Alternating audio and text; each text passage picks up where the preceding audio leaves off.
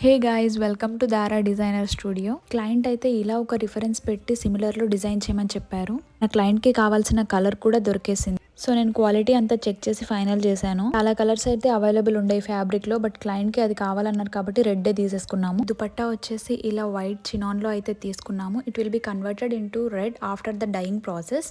And ఇప్పుడైతే మనం Lay's కోసం చూస్తున్నాము దుపట్టాకి. అండ్ మేము ఫైనల్ చేసిన లేస్ అయితే ఇది.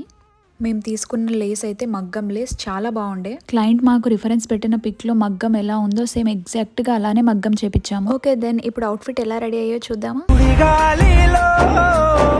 పడి లేచే పడవల్లే తడబడుతున్నా